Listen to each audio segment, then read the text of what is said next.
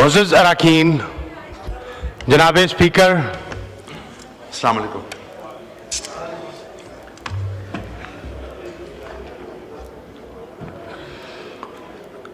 अऊज़ु बिल्लाहि मिनश शैतानिर रजीम। बिस्मिल्लाहिर रहमानिर रहीम।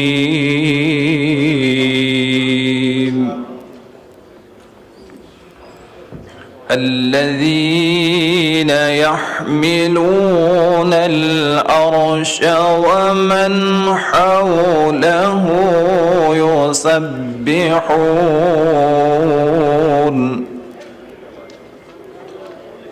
يسبحون بحمد ربهم ويؤمنون به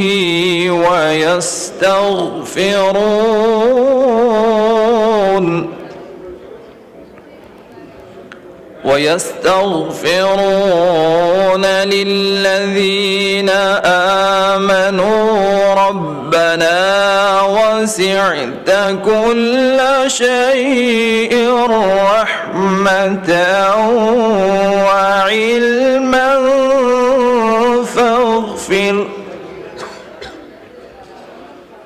فاغفر للذين تابوا واتبعوا سبيلك وقهم عذاب الجحيم ربنا وأدخلهم جنات عدن التي وعدتهم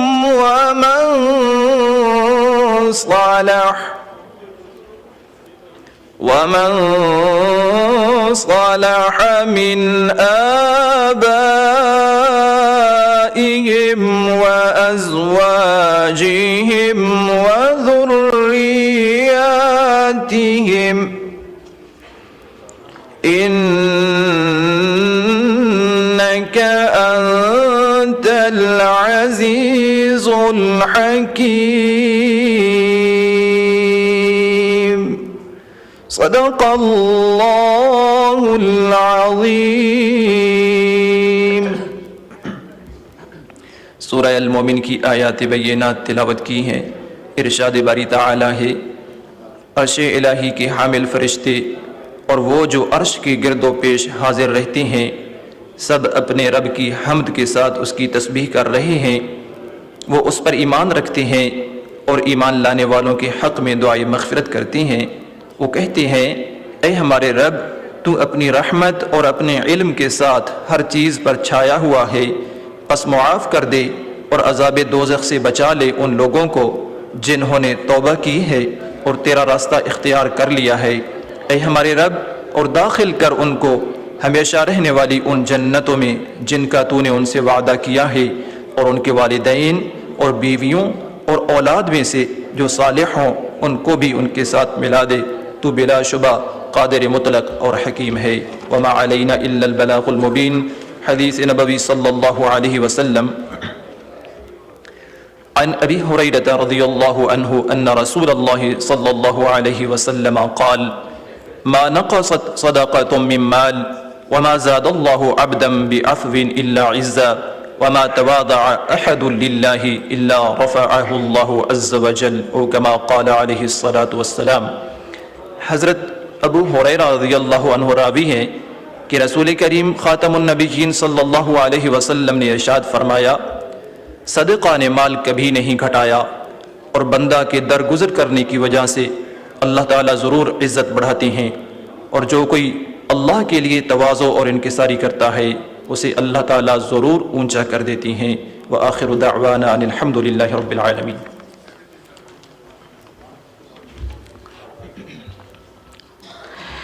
लुत्फ़ उनका आम हो ही जाएगा, शाद हर नाकाम हो ही जाएगा।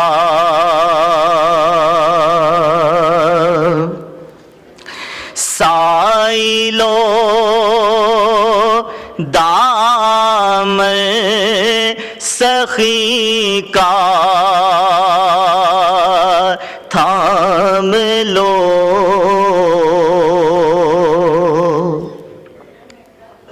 साइलो दाम सखी का थाम लो, कुछ न कुछ इनाम हो ही जाएगा। ए रज़ा, ए रज़ा,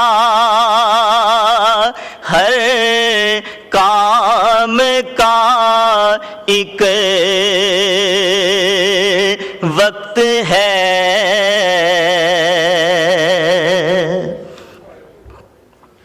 ए रज़ा हर काम का एक वक्त है, दिल को भी आराम हो ही जाएगा,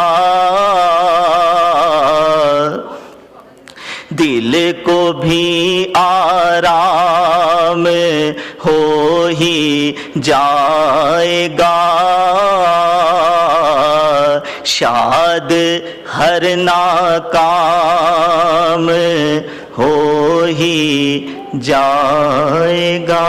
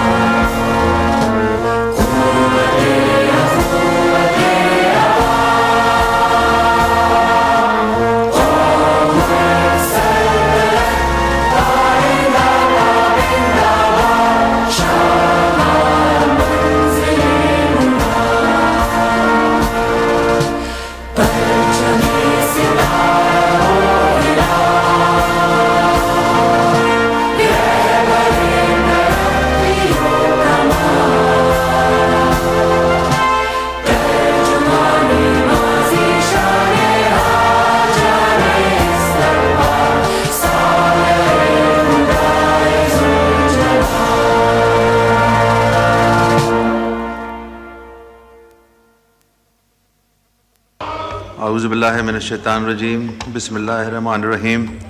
क्वेश्चन आवर जी, डॉक्टर सोबिया सुमरू साहिबा। Thank you sir. Question number 33। Answer be taken as read, supplementary कीजिए।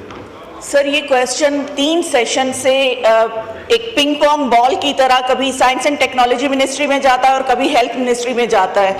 तो सर मुझे लगता है कि इस क्वेश्चन का आंसर ना साइंस एंड टेक्नोलॉजी वालों ने प्रॉपर दिया है, ना ही हेल्थ वालों ने दिया है। तो सर ये तो एक मेंबर की ब्रीच ऑफ प्रिविलेज है और दूसरा पार्लियामेंट का भी प्रिविलेज जो है वो ब्रीच हो रहा है कि इन लोगों को अभी तक ये नहीं पता चला कि ये आंसर देगा कौन।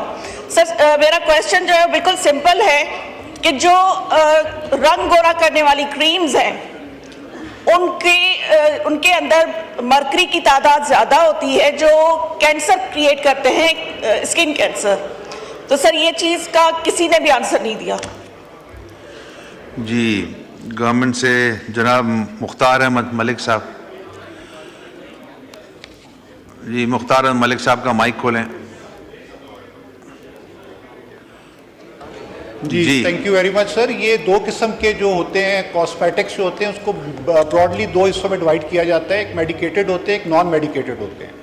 जो मेडिकेटेड कॉस्मेटिक्स हैं वो तो अंडर द पर्व्यू ऑफ ड्रैप आते हैं, ड्रैप उनको चेक भी करता है, उनकी सैनिटाइजेशन क्वालिटी इंश्योर करता है। ये जो मैम जिसके हवाले से अफादल रुकन बात कर रही हैं, ये नॉन मेडिकेटेड उस कैटेगरी का है अपना कॉस्मेटिक प्रोडक्ट, और इसका ड्रैप के साथ कोई ताल्लुक नहीं है। PSQC ये अथॉरिटी है जो इसको करती है। 2023 में एक प्राइवेट बिल के थ्रू पाकिस्तान कॉस्मेटिक अथॉरिटी बनाई गई जो कि under the ministry of science and technology दिया गया, और साइंस एंड टेक्नोलॉजी मिनिस्ट्री उसको डायरेक्टली देख रही थी लेकिन वो अभी तक फाल नहीं हुई। और अब सुनने में आ रहा है कि राइट साइजिंग के बाद उसको भी वाइंड अप किया जा रहा है जो पाकिस्तान कॉस्मेटिक अथॉरिटी बनी। एक बहस ये चल रही है कि पाकिस्तान के अंदर फूड को, ड्रग को और कॉस्मेटिक को इकट्ठा करके एक अथॉरिटी बनाई जाए जिसके अंदर स्टैंडर्डाइजेशन ऑफ फूड प्रोडक्ट्स, जो processed ultra processed food products हैं उनकी भी, और जो कॉस्मेटिक प्रोडक्ट्स हैं उनकी भी स्टैंडर्डाइजेशन के हवाले से बात की जाए। बाकी पंजाब जो ड्रैप का हवाले से मैं आपको बताता चलूँ कि लास्ट ईयर तकरीबन 53 के करीब उन्होंने non medicated cosmetic products different medical store से लिए। उनको जब उन्होंने एवेल्यूएट किया अपनी सेंट्रल ड्रग लैब के अंदर तो उसके अंदर से 49 सब स्टैंडर्ड निकले। और ये उनकी जो हमारी रुकन है उनका बिल्कुल जायज़ बात है कि इसके अंदर बहुत ज़्यादा सब स्टैंडर्ड प्रोडक्ट्स मार्केट में हो रहे हैं जो कि कार्सिनोजेन से भरे हुए हैं और कार्सिनोजेनिक उनकी है आगे से करैक्टर्स। तो इस हवाले से मैं समझता हूँ कि बड़ा पर्टिनेंट क्वेश्चन है। इसके हवाले से हम लोग भी कोशिश करेंगे और जो PSQC है उनको भी अपने रूल्स एंड रेगुलेशंस को स्ट्रॉन्ग करके, स्ट्रेंथन करके इसके ऊपर एक क्रैक डाउन करना चाहिए। Thank you. शुक्रिया। मेहरीन रज़ाक भुट्टो साहब, आप इस पे सवाल करना चाह रहे हैं? बहुत शुक्रिया स्पीकर साहब। बहुत ही सेंसिटिव मैटर है क्योंकि पाकिस्तान में डिज़ीज़ बर्डन जो है बहुत ज़्यादा है डिफरेंट इश्यूज़ की वजह से। लेकिन अगर कॉस्मेटिक प्रोडक्ट्स की वजह से भी डिज़ीज़ बर्डन बढ़े और ख़ास तौर पे अगर स्किन के कैंसर्स और कार्सिनोजेनिक जो भी इंग्रेडिएंट्स की बात की गई है तो मैं समझती हूँ कि शायद मिनिस्टर साहब क्या ये एक्सेप्ट कर रहे हैं कि अभी नॉन मेडिकेटेड जो भी ये कॉस्मेटिक की क्रीम्स हैं इनको कौन ओन कर रहा है, या ministry science and technology own कर रही है या ministry national health service regulation own कर रही है? अगर कर रही है तो उसके लिए ज़रूर हमें जो है वो इनिशिएटिव लेना चाहिए और मुझे इसका बता दें कि कौन ओन कर रहा है, उसके लिए क्या प्लानिंग करेंगे। Thank you. जी मलिक साहब। जी, नॉन मेडिकेटेड मैंने पहले भी अर्ज किया, नॉन मेडिकेटेड सिंपली उसके साइंस एंड टेक्नोलॉजी के PSQCA का जो इदारा है उसके परव्यू में आता है और वही उसको देख रही है, उसकी जो स्टैंडर्डाइजेशन के हवाले से, उसकी इन्फोर्समेंट के हवाले से और उनकी जो लेबलिंग है उसके हवाले से। ये तीनों चीज़ें जो हैं PSQCA के अंडर आती है और अब जो है PSQCA को रीवैम्प करने जा रही है गवर्नमेंट और मेरा ख्याल है उसके अंदर ये चीज़ें भी एड्रेस हो जाएंगी कि जो स्टैंडर्डाइजेशन ऑफ द कॉस्मेटिक्स है उनको प्रॉपर उनकी इन्फोर्समेंट हो। Thank you. जी next question, doctor Nafisa Shah, not present. Syed Rafiullah. बहुत शुक्रिया जनाब डिप्टी स्पीकर साहब। सर ये क्वेश्चन जिस तरह अभी शाजिया सोबिया साहिबा ने फरमाया, जी नंबर पढ़ें। मैं क्वेश्चन नंबर सर 30 है जी, answer be taken as red. हाँ, लेकिन सर मैं आपसे एक मिनट अर्ज करूंगा कि जो शाजिया सोबिया साहिबा ने फरमाया ऐसा ही इशू मेरे पास भी है।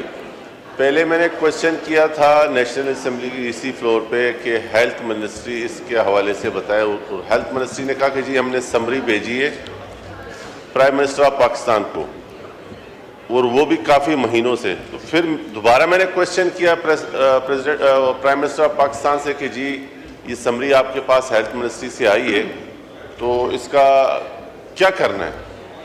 उन्होंने कहा कि जी ये हेल्थ मिनिस्ट्री जवाब देगी, जबकि हेल्थ मिनिस्ट्री पहले कह चुकी है कि जी ये प्राइम मिनिस्टर साहब को समरी पहुंचा दी है, अब हमारा काम नहीं, अब प्राइम मिनिस्टर का काम है कि उसके ऊपर समरी को या मंजूर करे या रद्द करे।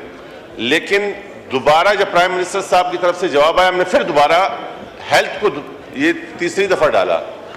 फिर आप दोबारा क्या जवाब सुनते हैं पहले वो सुन लेते हैं ताकि फिर मैं उस पर कोई बात कर सकूँ। यूँ तो सलीमुल्लाह कलीमुल्लाह वाली बात है, अगर मिनिस्टर साहब बात करेंगे तो उसके बाद मैं कोई आपसे क्वेश्चन कर सकता हूँ, क्योंकि मैंने आपको पूरी रुएदात सुना दी है। ये कभी इधर भेजने कभी उधर भेजने काम करने का इरादा नहीं है। तो अगर मिनिस्टर साहब का आंसर आएगा मैं आपसे फिर मुझे मौका दीजिएगा मैं क्वेश्चन कर सकूँ, आपकी मेहरबानी होगी। जी मलिक साहब। जी sir, thank you very much sir. ये एक एफर्ट शुरू हुई कि पाकिस्तान का जो गवर्नमेंट ऑफ पाकिस्तान के जितने गजेटेड नॉन गजेटेड ऑफिसर्स हैं उनकी हेल्थ इंश्योरेंस करवाई जाए। उसके हवाले से एक समरी हमने मूव की और इस इंटेंट के साथ मूव की कि तमाम जितने ऑफिसर्स हैं गजेटेड नॉन गजेटेड, और हमने तो उसके अंदर स्पीकर साहब के ऑफिस को लेके ये भी कोशिश की कि तमाम MNAs और सेनेटर्स की भी हेल्थ इंश्योरेंस हो। उसके हवाले से जब इन प्रिंसिपल अप्रूवल के हवाले से भेजा गया प्राइम मिनिस्टर ऑफिस में तो चंद एक क्वेरीज उसके हवाले से आई, जिसके अंदर पहली क्वेरी ये थी कि क्या इसका फाइनेंशियल इम्पैक्ट क्या होगा गजेटेड वाइज। ये वो नेचुरल जो पहले पिछली गवर्नमेंट के अंदर जो सेहत सहूलत प्रोग्राम के हवाले से जो हेल्थ इंश्योरेंस थी ये 1 मिलियन पे अक्रॉस द बोर्ड नहीं होनी, यहाँ पे अगर गजेटेड ऑफिसर ने अपना कोई ट्रांसप्लांट कराना है तो वो भी सरकार के ऊपर है कि सरकार ने करवा के देना है, उसकी रीएम्बर्समेंट्स होती हैं। तो ये कोई इतना इजी काम नहीं था कि जाना है और 1 मिलियन की इंश्योरेंस होनी है और वापस आ जाना है। इसके हवाले से गजेटेड वाइज कौन कौन सी सहूलतें देनी है, कैंसर की देनी है, ट्रांसप्लांट्स की देनी है, कौन कौन सी ट्रीटमेंट पैकेजेस उसके अंदर देने, कितनी अमाउंट तक का देना है, उसके हवाले से एक स्टडी जो है वो चल रही है। उसके हवाले से चंद एक जो कमेटीज़ है अपना काम कर रही है। जो ही उसके हवाले से कोई जवाब आता है तो उसके हवाले से हम प्राइम मिनिस्टर हाउस में भेजेंगे, फिर वो फैसला करेंगे कि इसको अप्रूव करना है या इसको उन्होंने रिग्रेट करना है। Thank you. शुक्रिया। नेक्स्ट क्वेश्चन मिस आसिया नाज तनोली साहब। शुक्रिया जनाब डिप्टी स्पीकर साहब। सर मेरा सवाल नंबर पढ़ें प्लीज। सवाल number 50। Answer be taken as read. Sir मेरा सवाल मेडिकल के स्टूडेंट्स के हवाले से था और सवाल के जवाब में सर ये कहा गया है कि वो स्टूडेंट जो कि बाहर के ममालिक से यूनिवर्सिटी से पढ़ के आते हैं, उसके बाद वो NEB का टेस्ट देते हैं और अगर वो यहाँ पे क्वालिफाई नहीं होते तो फिर उन्हें किसी भी यूनिवर्सिटी में दाखिला नहीं मिलता। 2 साल बाहर पढ़ के आने के बाद अगर वो क्वालिफाई नहीं होते तो उनके लिए तमाम दरवाजे बंद हो जाते हैं। तो सर क्या फिर उन्हें दोबारा MCAT का टेस्ट देना पड़ता है या वो क्या करें? क्योंकि माशरे की तरफ से इतना उनके ऊपर प्रेशर होता है, ख़ासकर फैमिली की तरफ से, और वो डिसहार्ड हो जाते हैं। कितने ही बच्चों को देखा गया कि वो खुदकुशियाँ भी करने पर उतर आते हैं। तो सर हम उन्हें आसानियाँ बांटनी चाहिए, ना कि हम उन्हें मुश्किलात में जो है डालें। तो इसके लिए कोई ना कोई ऐसा तरीक़ेकार होना चाहिए ताकि उन बच्चों के लिए आसानियाँ पैदा हों और ये बच्चे आगे तालीम जारी रख सकें। आप ये देख लीजिएगा कि अगर इस तरीके से नहीं हुआ तो ये बच्चे जो कि मेडिकल की तरफ आना चाहते हैं वो क्या करेंगे? हमारे पास पहले ही डॉक्टर्स और इंजीनियर्स इस हालात में हैं कि वो मुश्किलात का शिकार हैं, आगे नौकरियां नहीं हैं, रोज़गार नहीं है, वो परेशान हाल हैं। और अगर हमारे वो बच्चे, अब मैं समझती हूँ हमारी जो पाकिस्तान की क्रीम है वो बाहर की तरफ जा रही है डिसहार्ड होकर, तो इसलिए उस मुश्किलात में से निकालने के लिए हमें उन्हें यहाँ पे आसानी दें, मुख्तलिफ यूनिवर्सिटीज़ में उनको दाखिले दें ताकि वो अपनी तालीम जारी रख सकें। जी शुक्रिया। जनाब मुख्तार अहमद मलिक साहब। जी sir, thank you very much. Sir ये समझना पड़ेगा, ये हमारी जो मोहतरम रुकन है उन्होंने जिनके बारे में सवाल किया, ये वो स्टूडेंट्स हैं जो पाकिस्तान के अंदर मेरिट पे तमाम किसी भी मेडिकल कॉलेज में एडमिशन नहीं ले सके और उसके बाद उन्होंने बग़ैर किसी चीज़ को, और बाहर भी कोई ऐसा मेरिट का क्राइटेरिया नहीं था जो एडमिशन हुई। यहाँ पे एजेंट्स बैठे हुए हैं जो उनका चाइना, सेंट्रल एशियन स्टेट्स और तमाम जगहों पे जहाँ पे हमें कोई मेडिकल कॉलेजेस के स्टैंडर्ड्स के बारे में कोई आइडिया नहीं, वहाँ पे जाके ये लोग एडमिशन्स ले रहे हैं। जब ये पाकिस्तान वापस आके हमारी जनरल पॉपुलेशन को आके ट्रीट करने के हवाले से वापस आएंगे तो एक बार और एक फ़िल्टर सेट किया गया जिसको नेशनल एग्जामिनेशन बोर्ड NEB का नाम दिया गया। जब तक वो एग्ज़ाम पास नहीं करेंगे they won't be eligible to practise in Pakistan. और पूरी दुनिया के अंदर, हर मुल्क के अंदर, अमेरिका में USA में ली, इंग्लैंड में प्लैब, ये तमाम एग्जाम्स फिल्टर्स लगाए गए हैं, उसके मुताबिक वो फिल्टर पास करेंगे तो then they are eligible to practise in those countries. तो ये नहीं हटाया जा सकता है इस बुनियाद पे कि किसी को सहूलत मुहैया करनी है। इसको हम और मजबूत और ज़्यादा सख्त कर रहे हैं ताकि यहाँ पे जो स्टूडेंट्स आएँ, यहाँ पे जो डॉक्टर्स आएँ बाहर से पढ़ के, वो एक स्टैंडर्ड के डॉक्टर्स हों और एक अच्छे तरीके से यहाँ की पॉपुलेशन का, यहाँ के लोगों को इलाज की सहूलत मैसर कर सकें। Thank you sir. जी शुक्रिया। नेक्स्ट क्वेश्चन सैयद शेला रजा साहिबा। Question number 29। Answer be taken as read. Supplementary पूछें। सर मेरा सप्लीमेंट्री जो है उसका जवाब बहुत तफसील से आया है। उसमें मुझे ये पूछना है कि जब हम इस एनेक्स्चर को देखते हैं तो जून 2020 और जून 2021 यहाँ पे तो हमें हर चीज़ में डिक्लाइन है, लेकिन जून 30 2022 से 23 तक हमें हर चीज़ में जो है वो एक प्रॉफिट नज़र आया है, चाहे वो revenue from contract with custom हो, चाहे वो revenue from other rental income हो, एक्सपेंडिचर हो, ग्रॉस प्रॉफिट हो, ऑपरेटिंग प्रॉफिट हो, फाइनेंस कॉस्ट हो। लेकिन बदकिस्मती ये है कि जून 2023 में इतने इंक्रीज़ हुआ, लेकिन इस 24 में हर चीज़ में हमें डिक्लाइन है और इसकी हमें वजह बता सकते हैं, क्योंकि ये अच्छा खासा डिक्लाइन है कि क्या ऐसी वजह हुई। एक तरफ तो हमें बहुत खबरें मिलती हैं कि हम बहुत अच्छी तरह से हर डिपार्टमेंट को ले जा रहे हैं, लेकिन इसमें हर चीज़ में, चाहे टैक्सेशन हो, चाहे एक्सपेंडिचर हो, चाहे आपका रेवेन्यू कॉन्ट्रैक्ट हो विद कस्टमर्स के साथ, ऑपरेटिंग प्रॉफिट हो, प्रॉफिट बिफोर लेवीज हो, और प्रॉफिट बिफोर टैक्सेशन हो तो इसमें डिक्लाइन की क्या वजह है?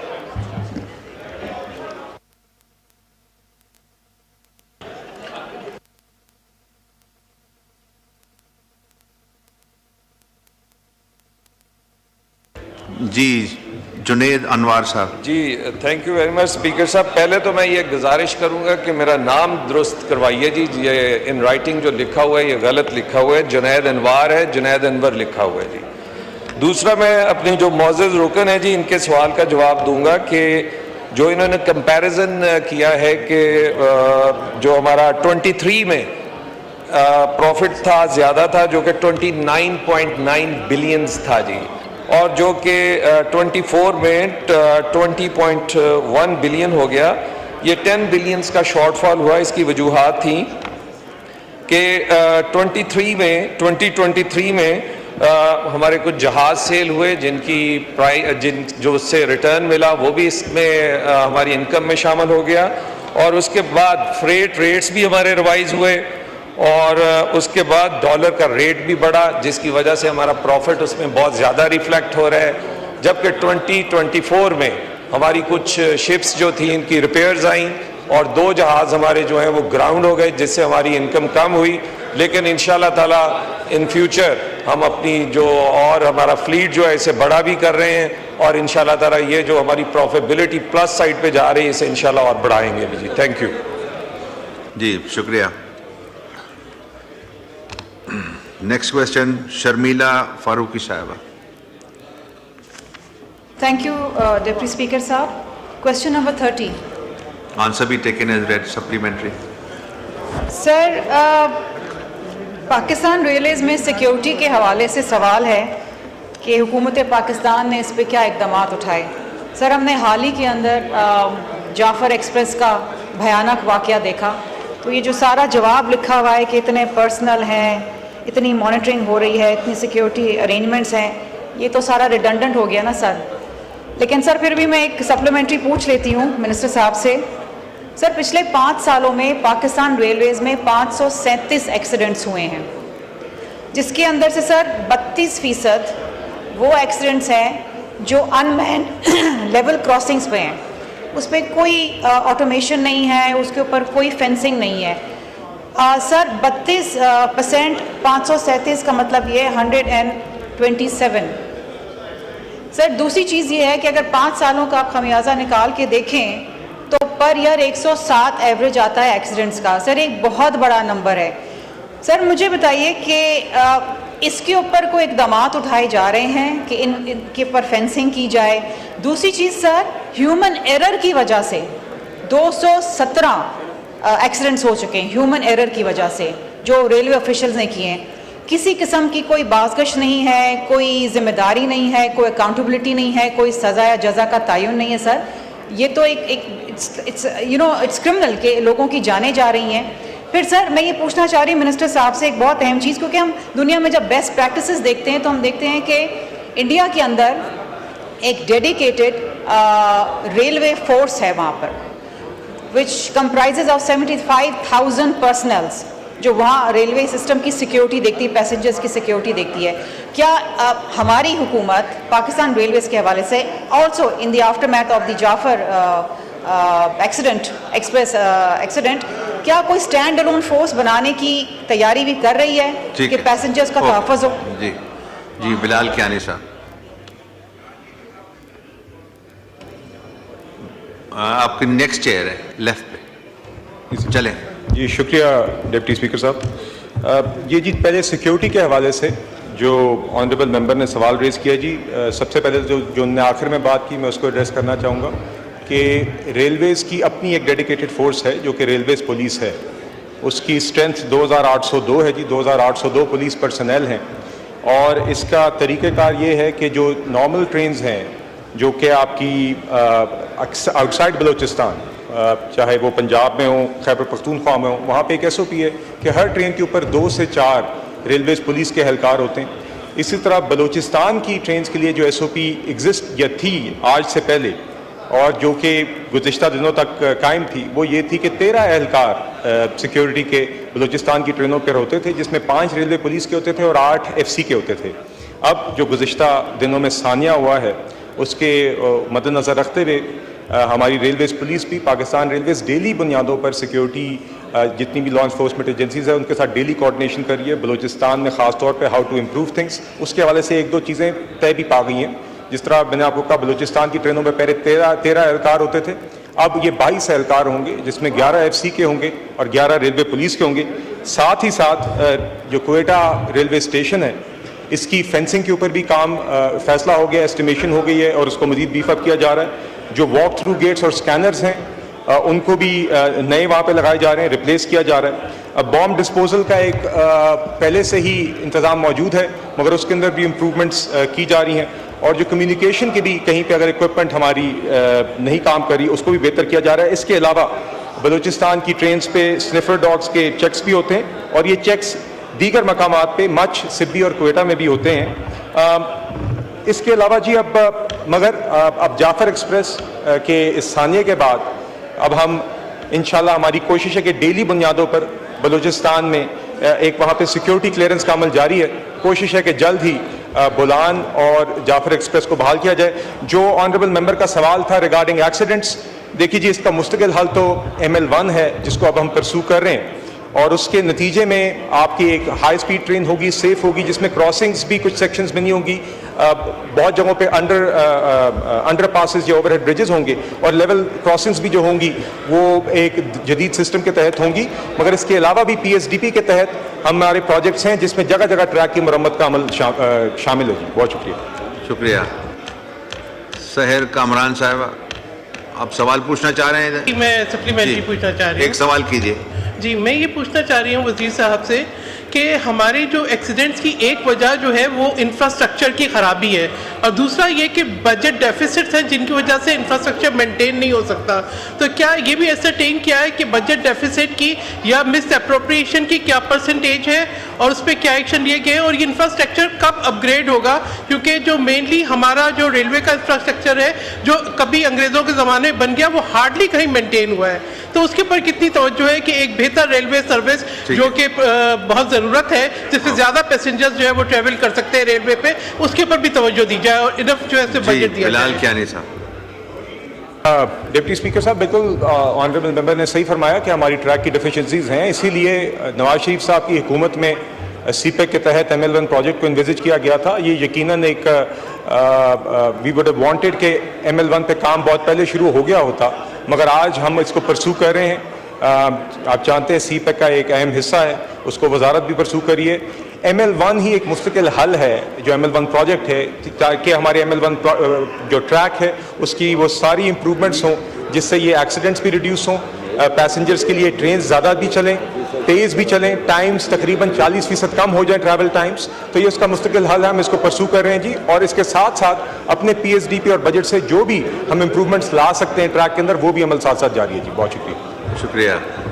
शाजिया अंबरी साहबा, आप सवाल पूछना चाह रही हैं? आपका नाम आ रहा है। सर, मैं सवाल पूछना चाह रही हूँ। एक सवाल कीजिए। ऑनरेबल स्टेट मिनिस्टर ने एक्सप्लेन किया है, ऑफ कोर्स जाफर एक्सप्रेस आज भी हमें बहुत ज़्यादा तकलीफ़ पहुँचाता है। इस सानहे के ऊपर जो है वो जितनी मजम्मत करें और दुख का इजहार करें वो कम होगा।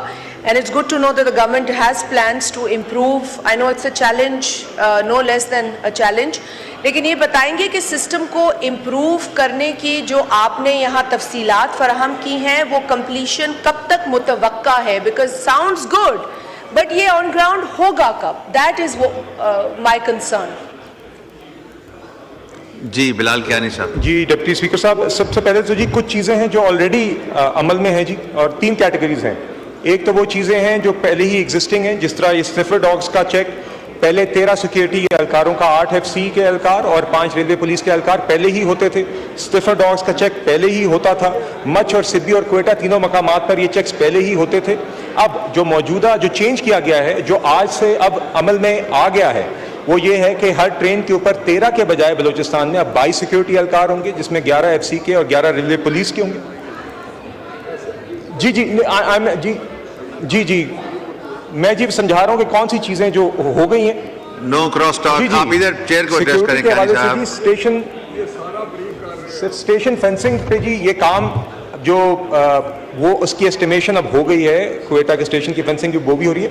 ML1 के ऊपर जी आप जानते हैं चाइना के साथ ये अमल जारी है, हम उनकी टेक्निकल टीम का एक विजिट मुतवक्के है मोस्ट ऑफ द, और उसके अंदर पहला फोकस हमारा कराची हैदराबाद पर है which is package 1 of the project, और उसके ऊपर अब द नेक्स्ट स्टेप इसके चाइनीज टेक्निकल टीम का विजिट करना है। We are hoping most of the modalities आप जानते हैं सालों से ये अमल जारी है, we are working hard to ensure कि वो टेक्निकल टीम का विजिट भी जल्द हो और उसको जल्द फाइनलाइज करें ताकि अमली तौर पर काम शुरू हो सके। शुक्रिया जी। ये last question on this ministry, Ahmed Saleem Siddiqui साहब, बहुत सारे नाम हैं मगर एक सवाल पे इतने नहीं सप्लीमेंट्री हो सकते। सप्लीमेंट्री क्वेश्चन ये है कि कोयटा में जो दहशतगर्दी का वाकया स्टेशन पर हुआ था, उसके बाद रेलवे हुक्काम ने हमें बताया था स्टैंडिंग कमेटी को कि पुलिस की नफरी बहुत कम है, तो हमने उनकी बात को सामने रखते हुए कहा था कि ठीक है हम इसकी कोशिश करते हैं।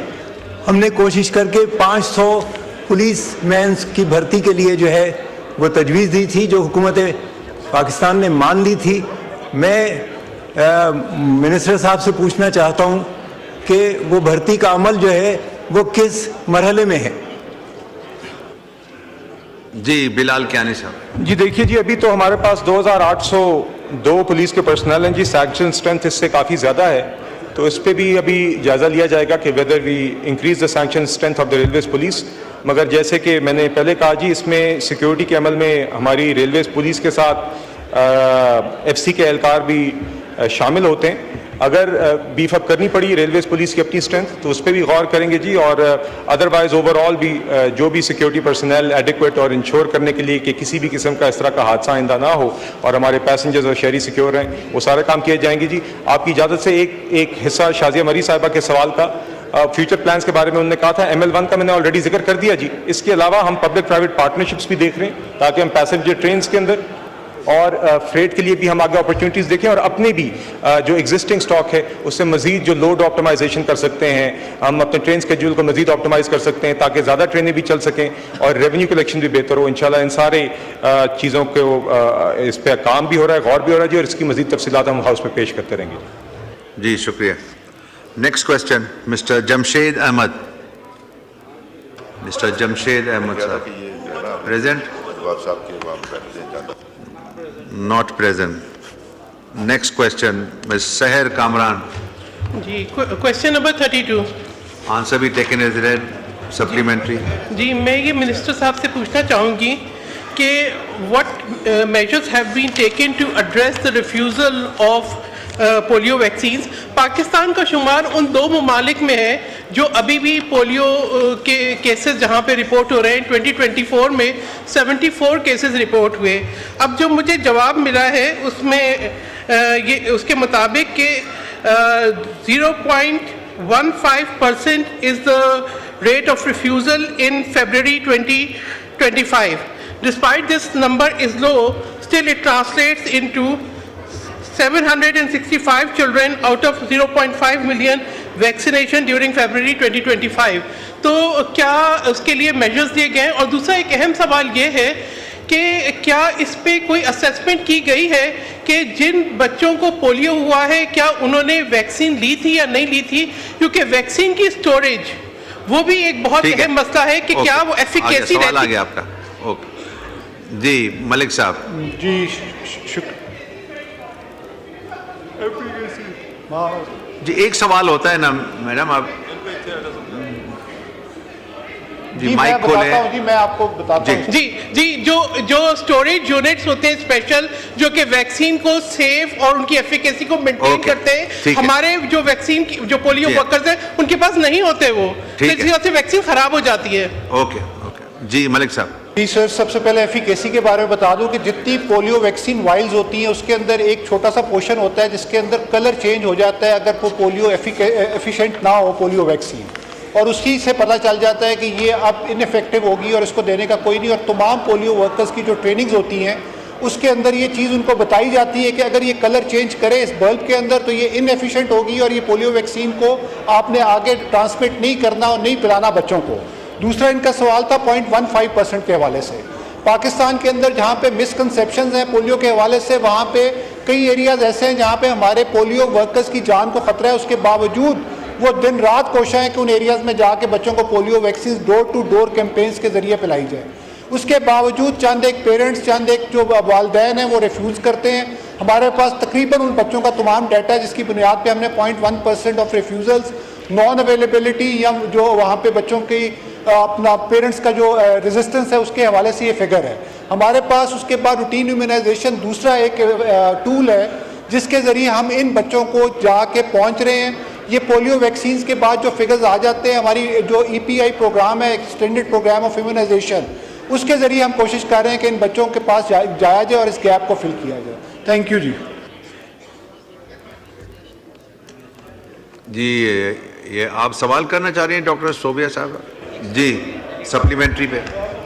Thank you sir. मेरा सप्लीमेंट्री क्वेश्चन ये है कि जैसे अभी डॉक्टर साहब ने बताया कि वैक्सीनेटर्स को ये सारी ट्रेनिंग दी जाती है, सर वैक्सीनेटर्स को ये तक पता नहीं होता है कि अगर कलर चेंज हो गया है या उनको किस तरह से स्टोरेज करना चाहिए वैक्सीन को, ये ट्रेनिंग नहीं होती है। क्योंकि मैंने खुद एक वैक्सीनेटर को इस बात पे पकड़ा था कि उन्होंने कलर चेंज होने के बावजूद बच्चे को वैक्सीनेशन दी थी। और उसके अलावा सर हमारे जो 75 केसेस पोलियो के अभी तक हुए हैं उनमें मोस्टली केसेस वो हैं जो ऑलरेडी वैक्सीनेटेड थे और उनमें WPV जो वाइल्ड पोलियो वायरस 1 है उनकी टाइप डायग्नोज हुई है। तो सर उसके लिए डॉक्टर साहब क्या कहेंगे? जी सर, सबसे पहले मैं बताना चलूँ कि जो तमाम जितने हमारे 4,50,000 पोलियो वैक्सीनेटर्स जो हैं, जो क्या वर्कर्स हैं, उनके पास तमाम के पास वो फ्रोज़न बॉक्स हैं, फ्रीज़र बॉक्स हैं जिसके अंदर वो आइस के साथ इसमें टेम्परेचर ऑफ 4 डिग्री सेंटीग्रेड को मेंटेन करते हैं। और अगर इनके पास कोई ऐसी चीज़ आई है तो प्लीज़ उसके बारे में बताएं। हमारी जो मॉनिटरिंग है, LQS है, PCMs हैं, ये तमाम WHO और गेट्स फाउंडेशन मिल के इसको कंडक्ट करवाता है। बाकी जो इनका सवाल है कि पोलियो के डोजेस के बावजूद, तो मैं बताता चलूं कि पोलियो डोज के अलावा जो 2-3 और चीज़ें बहुत इंपॉर्टेंट है पोलियो से बचाव के हवाले से, उसके अंदर रूटीन इम्यूनाइजेशन की कवरेज भी बहुत इंपॉर्टेंट है। उसके अंदर न्यूट्रिशन भी बहुत ज़रूरी है। मेल नरिश स्टंटेड बच्चे जो हैं उनको जितने मर्जी आप ड्रॉप्स पिला दें वो इम्यूनिटी नहीं बना सकते, उनकी इम्यूनिटी नहीं डेवलप हो सकती।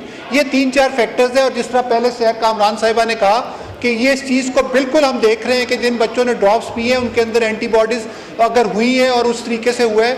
और इस बार इतने अनयूजुअल किस्म के केसेस, हम सिर्फ 5 साल तक के बच्चों को पोलियो की वैक्सीन पिलाते हैं। 14 साल का केस भी पॉजिटिव आया है, 10 साल का बच्चा भी पॉजिटिव आया है, और अभी जो मंडी बहाउद्दीन के अंदर 9 साल का एक बच्ची है जो पॉजिटिव आई है और उसको बड़े माइल्ड पैरालिसिस हुए हैं और उनकी जो पावर है, जो AFP है, वो ना होने के बराबर है। लेकिन हमने उसके बावजूद अपनी सर्वेलेंस की बुनियाद पे उनको नॉमिनेट भी किया है, उनको वहाँ पे हमने डिक्लेयर भी किया उन केसेस को। और इसके हवाले से हम उन एरियाज़ को जो कोर रिजर्वायर्स हैं जिसके अंदर कराची, लाहौर और कराची, साउथ KP और कोयटा ब्लॉक है, इन सारों के ऊपर हम लोग एक स्पेशल अब IFPVs की जो कैंपेन है वो स्टार्ट करने जा रहे हैं। और मेरा ख्याल है कि इसके बाद जब अगर कोर रिजर्वायर्स को हम एड्रेस कर लेंगे तो पोलियो के अंदर ये जो प्रेवलेंस है, जो ऑलरेडी उसके अंदर खातिर ख्वाह कमी आई है, इंशाल्लाह हम लोग ये इम्यूनिटी डेवलप करने के भी काबिल हो जाएंगे। थैंक यू जी। शुक्रिया। नेक्स्ट क्वेश्चन सैयद अबरार अली शाह साहब।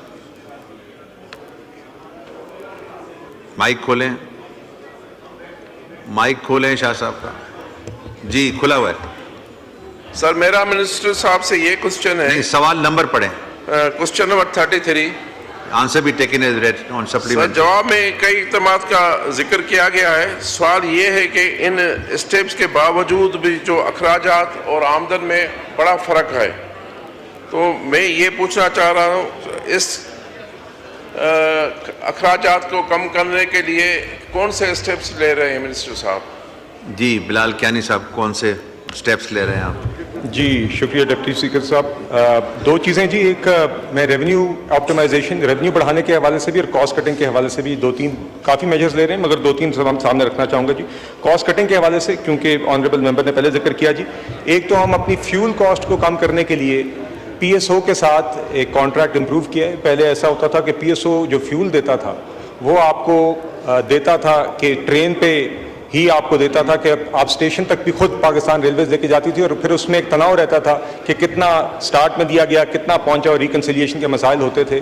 तो अब उनके साथ ये मुआहदा किया गया है कि जहां जहां पर भी फ्यूल के डिपोज बने हुए हैं पाकिस्तान रेलवेज के अपने, वहीं पर ही PSO को डिलीवर करने की जिम्मेदारी होगी एट द नोजल, और वहाँ पे जदीद सिस्टम इस्टेब्लिश करने की इन्वेस्टमेंट भी PSO कर रहा है जी पाकिस्तान रेलवेज के उन डिपोज के अंदर। इससे खातिर ख्वाह हम एक्सपेक्ट करें कि फ्यूल कॉस्ट में रिडक्शन आएगी। इसमें से 12 में से 8 स्टेशन पे ये काम मुकम्मल हो चुका है और ये अमल शुरू हो गया है। इसी तरह फ्रेट के हवाले नेट मीटराइजेशन के अमल से पाकिस्तान रेलवेज की पहले जो बिजली की कंजम्पशन थी वो 120 मिलियन यूनिट्स थी, वो अब 70 मिलियन यूनिट्स पर आ गई है। इसका इस साल के एंड तक का हदफ है कि 60 मिलियन यूनिट्स तक आए। ये अमल नेट मीटरिंग करके किया गया है, और इसका बुनियादी लुब लबाब ये है जी कि पहले पाकिस्तान रेलवेज डिस्ट्रीब्यूशन कंपनी से बिजली खरीदता था और आगे खुद अपनी रेजिडेंशियल कॉलोनीज में बांटता था। अब रेजिडेंशियल कॉलोनीज के अंदर डायरेक्ट डिस्कोस के साथ मीटर्स लगाए जा रहे हैं। इससे नर्ख में भी कमी आई है, क्योंकि पहले कमर्शियल रेट्स होते थे और उसमें फिर पिलफरेज का भी काम कम हो गया।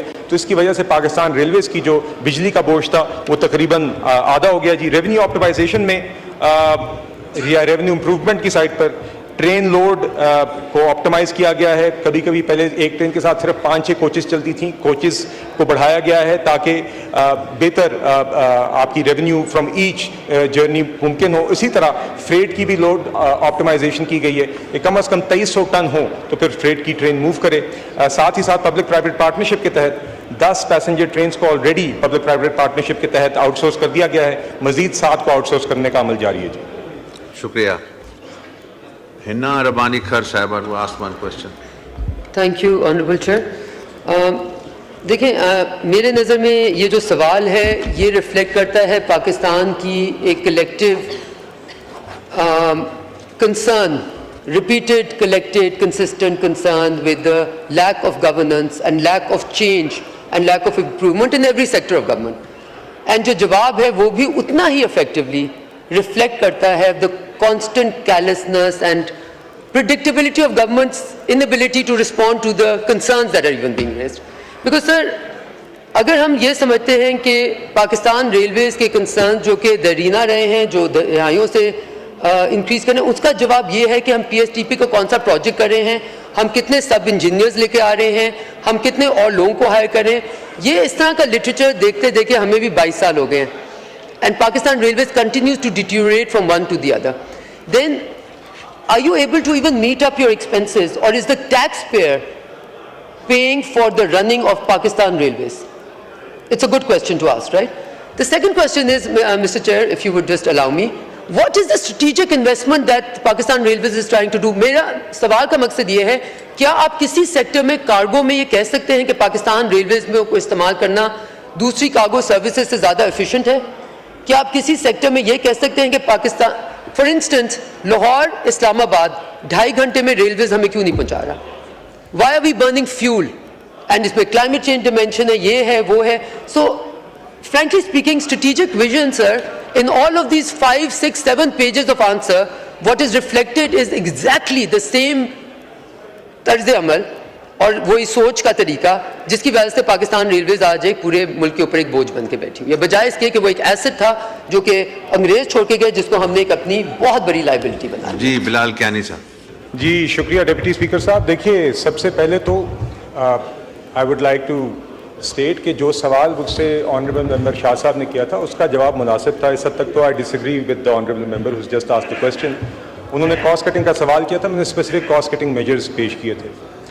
जहाँ तक उनका दूसरा सवाल है वो बिल्कुल पर्टिनेंट है और जायज़ है, एंड उसके अंदर कोई डाइवर्जेंस ऑफ व्यूज़ नहीं है बल्कि मुकम्मल इत्तेफाक है। पाकिस्तान रेलवेज़ एक इदारा है जिसको थोड़ी सी नहीं, खातिर ख्वाह से इम्प्रूवमेंट नहीं बल्कि ट्रांसफॉर्मेशन की ज़रूरत है। एक ऐसा इदारा है जो खसारा मेकिंग और आज का नहीं है। ये सब जितनी जमातें यहाँ पे बैठी हुई इन सब की हुकूमतों के अंदर ये रहा है और ये एक मुस्तकिल मसला है जो हमारा ओवरऑल स्टेट ओन्ड एंटरप्राइजेस के मसले को रिफ्लेक्ट करता है। इसके मुस्तकिल हल यही है। सबसे पहले तो जी ML1 का प्रोजेक्ट जो कि ताखीर का एक शिकार रहा है, हमारी गवर्नमेंट में इन्विजिट किया गया था, we are now trying to push through. That we really feel can change things, क्योंकि जब आपके ट्रैक की एफिशिएंसी, आपके ट्रैक की रिलायबिलिटी और आपकी ट्रैक की स्पीड बढ़ेगी तो आप एग्जिस्टिंग रोलिंग स्टॉक से ही ज़्यादा रेवेन्यू कमा सकेंगे, ज़्यादा पैसेंजर्स को ज़्यादा स्पीड पर, ज़्यादा सेफ्टी के साथ आप उनको मुल्क में गुजार सकेंगे, ज़्यादा फ्रेट को गुजार सकेंगे। दूसरा, we will eventually have to move towards the private sector. यकीनन हमें प्राइवेट सेक्टर के लिए दरवाजे खोलने होंगे और उसके ऊपर हम काम कर रहे हैं जी, more than perhaps I feel other governments have done in the past, मगर we will have to bring the private sector in. मैंने आपको ऑलरेडी कहा कि प्राइवेट सेक्टर को हमने आउटसोर्स कर दिया है ऑन द पैसेंजर साइड, आगाज हो गया है। On the freight side as well we will explore opportunities ताकि this becomes an engine for our exports, for our trade overall. जहाँ तक सवाल है कि वेदर वो फाइनेंशियली फीजिबल है कि नहीं, फ्रेट बिल्कुल जी फीजिबल है। हमारे ताजर और बिजनेसमैन बार बार हमें आके कहते हैं कि they want to use rail for freight, उनको ये ज़्यादा कॉस्ट इफेक्टिव पड़ता है over long distance compare to buses या कंपेयर टू ट्रक्स, तो वहाँ पे डिमांड की कोई कमी नहीं है। ये सप्लाई कंस्ट्रेंट है, उसको हम एड्रेस कर रहे हैं both through improving our own infrastructure and also through engaging the private sector. और ये इवेंचुअली हम जो चाह रहे हैं कि एक्सपोर्ट भी हमारा आगे जब बढ़े तो उसमें हमें सेंट्रल एशिया की तरफ भी जो रेल लिंक्स बनाने हैं उसमें भी रेल का किरदार होगा। तो इन शॉर्ट जी बिल्कुल, it is not about making small tinkers या small improvements, there are major changes required. The government is committed to making those changes to turn around Pakistan Railways and make it an engine for economic growth in Pakistan. जी शुक्रिया। जी शुक्रिया। Next question miss आसिया नाज तनोली साहब। सवाल नंबर 34। Answer be taken as read. Supplementary. Sir मेरा सवाल PIMS hospital के हवाले से है और मैंने इसकी जो मुख्तलिफ इसमें डिपार्टमेंट्स हैं उसके हवाले से सवाल किया है, अपग्रेडेशन के हवाले से। सर मेरा सवाल ये है कि एक तो मैं ये कहना चाहूँगी 1985 में पिम्स हॉस्पिटल बना और उस वक्त ये हॉस्पिटल पाकिस्तान के तिब्बी इदारों में से एक था और अब जो है क्योंकि आबादी में इजाफा हो गया है और पिम्स हॉस्पिटल पे बोझ बहुत ज़्यादा है, कश्मीर से लेकर केपी के तक के लोग वहाँ पर पिम्स हॉस्पिटल में आते हैं। सर अभी तक वहाँ की अपग्रेडेशन के हवाले से जो डिटेल्स इसमें दी गई हैं उसमें मुख्तलिफ एमरजेंसी के 200 बिस्तरों के हवाले से, न्यूरो सर्जरी के हवाले से, HVAC प्लांट के हवाले से, फालिज के बचाव के इक़दाम के हवाले से। सर सवाल ये है कि अब की इसकी अपग्रेडेशन कब तक हो जाएगी? अब तक जो मेरा अपना तजर्बा रहा है सर, वहाँ पे तो इमरजेंसी में भी बिस्तर मिलना बड़ा मुश्किल होगा और वहाँ पे जो लोग हैंगे जो कि वहाँ पे हॉस्पिटल में मौजूद अमला है सर वो बिल्कुल भी ताउन नहीं करता किसी पेशेंट के साथ जब तक कि आपके पास से या हमारे पास से कोई ऐसा लेटर या फ़ोन ना चला जाए। सर अखलाकी तौर पे भी उनको बड़ा परेशान किया जाता है। अपग्रेडेशन कीजिए, ज़रूरी है अपग्रेडेशन, लेकिन सर अखलाकी तौर पे भी उनकी तरबियत होनी चाहिए ताकि वो मरीज़ों के साथ उनका अखलाक बेहतर है। और सर सवाल ये है कि इस अपग्रेडेशन के हवाले से कितना फ़ंड रखा गया है पिम्स हॉस्पिटल में और ये कब तक मुकम्मल हो जाएगा? सर ये ज़रा बता दिया जाए तफसील के साथ तो बेहतर है। जी शुक्रिया। जनाब मुख्तार अहमद मलिक साहब, माइक खोलें मुख्तार मलिक साहब का। जी sir, thank you very much sir. Upgradation के हवाले से ये जो प्रोजेक्ट्स बताए हैं जिसमें 200 बेडेड एमरजेंसी है और 200 बेडेड कैंसर हॉस्पिटल है, उसके अलावा स्ट्रोक इंटरवेंशन सेंटर पहला इस्लामाबाद के अंदर ओपन किया है। इससे पहले जो था इस पब्लिक सेक्टर में कोई स्ट्रोक इंटरवेंशन सेंटर नहीं था। उसके अलावा सर ये 200 बेडेड एमरजेंसी जो है ये बाय जून इंशाल्लाह कंप्लीट हो जाएगी। इसकी बिल्डिंग ऑलमोस्ट कंप्लीट है, इसका जो इक्विपमेंट है उसकी LC खुली हुई है और उसके हवाले से वो LC जो है इक्विपमेंट प्रोवाइड हो जाएगा इसके अंदर। Thank you. 26 के अंदर जो है वो हमारा कंप्लीट हो जाएगा अपना जो कैंसर हॉस्पिटल है इसका पिम्स का। Sir PIMS hospital 1200 bedded hospital है जिसके अंदर डेली जो फुटफॉल है अराउंड तकरीबन 8000 पेशेंट डेली आउटडोर और इमरजेंसी को विजिट करते हैं। वहाँ पे पॉसिबल नहीं है कि 1200 बेडेड हॉस्पिटल के अंदर कोई हम रिफ्यूज़ भी नहीं कर सकते, उनको फ्री ऑफ कॉस्ट जिस हद ट्रीटमेंट भी प्रोवाइड करनी और ये सारे मामलात करने हैं।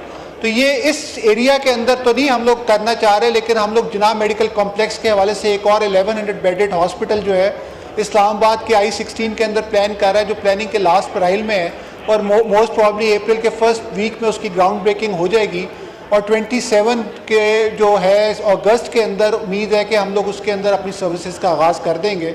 उसके बाद पिम्स के ऊपर जो है काफ़ी जो है लोड कम हो जाएगा। उसके अलावा जो CHCs और हमारे BHUs हैं वो तकरीबन 8 के करीब इस साल ऑपरेशनलाइज हो जाएंगे, जिसके बाद हम कोशिश करेंगे रेफरल सिस्टम के थ्रू जो पेशेंट्स हैं वो पिम्स एंटरटेन करें, उससे भी पिम्स के हालात काफ़ी बेहतर हो जाएंगे। Thank you sir. जी शुक्रिया। शैला रजा साहिबा, आस्क वन क्वेश्चन। सर मेरा एडिशनल ये सप्लीमेंट्री है कि पार्लिमानी सेक्रेटरी साहब के नॉलेज में शायद ये हो कि आज सेंट्रल प्रोक्योरमेंट कमेटी जिसमें मिनिस्ट्री ऑफ हेल्थ और पॉलीक्लिनिक के ऑफिसर्स शामिल हैं, उनको एफआईए ने तलब किया है क्योंकि एक प्राइवेट फार्मास्यूटिकल फर्म ने ये कहा है कि जो प्रोडक्ट हमारी नहीं है और हमारा डिस्ट्रीब्यूटर भी नहीं है, इन्होंने वो ख़रीद ली है। तो मैं ये बड़ा एक सीरियस मैटर है, अच्छी बात है कि इसमें एफआईए है, तो मैं चाहूँगी कि आप ज़रा ये चीज़ें देखें कि ऐसा कैसे हो रहा है कि सेंट्रल प्रोक्योरमेंट कमेटी वो चीज़ें ख़रीद रही है जो फर्म की है नहीं, ना उनका डिस्ट्रीब्यूटर है। जी अभी पार्लिमानी सेक्रेटरी नहीं है शैला रजा साहिबा, वो स्टेट मिनिस्टर हैं इस वक्त। जी सर मैं इनके हवाले से मुझे अपडेट नहीं है, बाकी एफआईए को इंक्वायरी मार्क हुई हुई है, इनसे कि 10 से 15 दिन में एफआईए से हम जवाब देके, तो मेरा ख्याल एफआईए को चाहिए कि यहाँ पे अपना जवाब सबमिट करे सर। जी next question mister Anjum Aqeel Khan साहब। Thank you sir. Question number 35। Answer be taken as read. Sir इसमें लिखा गया है कि बड़े स्टेशनों में सफाई का भी इंतज़ाम है, वहाँ पर डॉक्टर भी होते हैं, फूड भी चेक करते हैं, तो बड़े और छोटे में फ़र्क क्या है? क्या कराची, कोयटा, लाहौर, रावलपिंडी और पेशावर यही बड़े स्टेशन है, और भी बड़े हैं? गोल्ड लाइक जंक्शन है और तकरीबन 100-200 साल से वो बना हुआ है, तो वो क्या छोटा स्टेशन है? और इसी तरह टेक्सला और जंड बसाल छोटे स्टेशन है, और वहाँ पर वो इंतज़ामात क्यों नहीं हो रहे? कब तक ये सारा वहाँ भी सिलसिला शुरू हो जाएगा? शुक्रिया। कियानी साहब। जी शुक्रिया डिप्टी स्पीकर साहब। एक जी आपकी इजाज़त से पहले एक सवाल किया गया था कि मज़ीद पुलिस में रिक्रूटमेंट का क्या अमल है, उस पर मुझे पास मज़ीद अपडेट जी अपने महकमे से आई है। तो 1000 रेलवे पुलिस की रिक्रूटमेंट्स का मज़ीद रिक्रूटमेंट का अमल जारी है जी, और उसके टेस्ट कंडक्ट हो गए हैं। तो 2802 की एग्जिस्टिंग स्ट्रेंथ है और 1000 लोगों की रेलवे पुलिस एहलकार की रिक्रूटमेंट का अमल जारी है जी। जो सफाई के हवाले से जो सवाल है जी ऑनरेबल मेंबर का जी, इसमें मैं आपको बताना चाहूँगा कि जो स्टेशंस हैं, ख़ासतौर पे जो मेन स्टेशन हैं, वहाँ पे लोकल जो वेस्ट मैनेजमेंट कंपनीज हैं, जिस तरह लाहौर में LWMC है, उनके साथ एक अरेंजमेंट की गई है कि वो ट्रेन स्टेशन की सफाई करेंगे।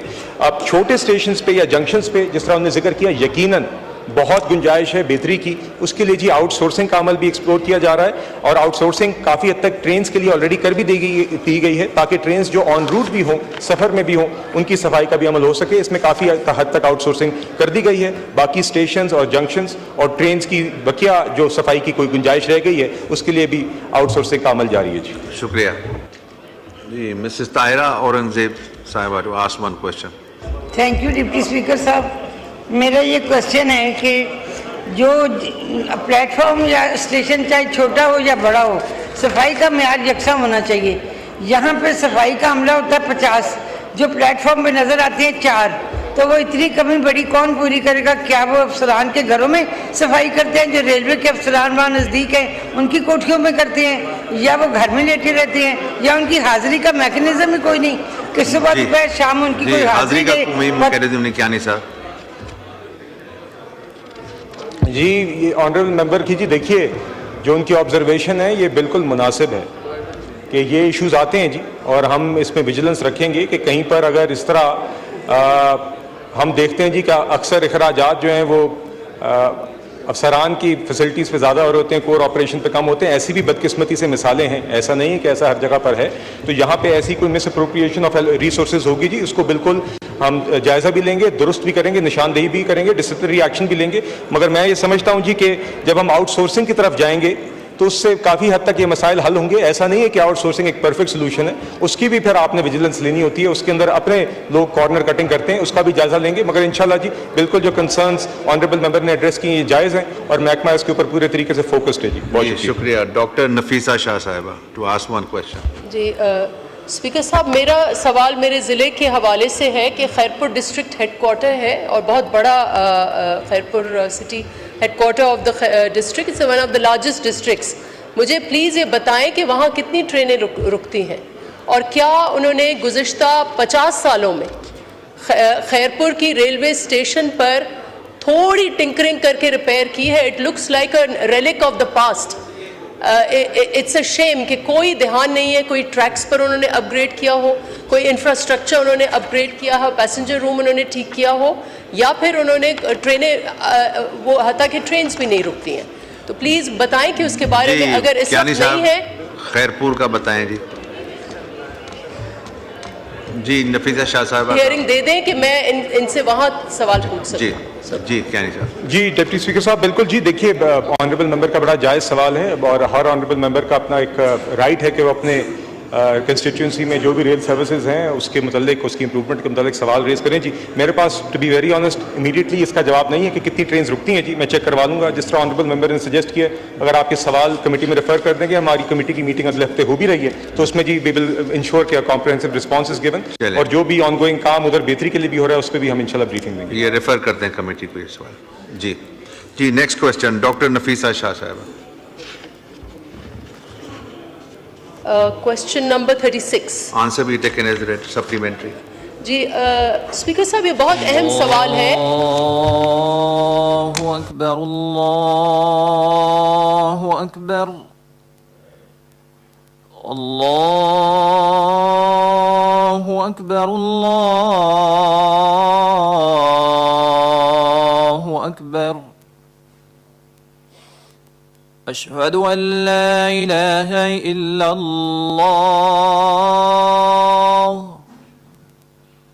अशहदु अन ला इलाहा इल्लल्लाह,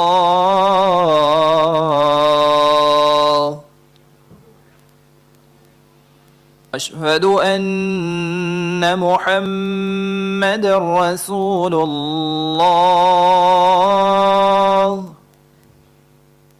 अशहदु अन्न मुहम्मदर रसूलुल्लाह,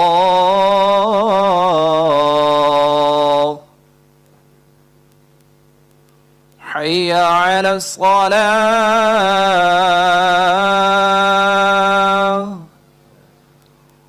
हय्या अलस सलाह,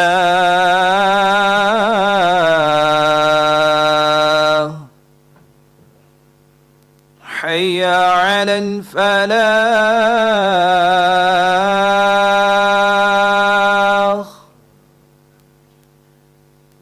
हय्या अलल फलाह।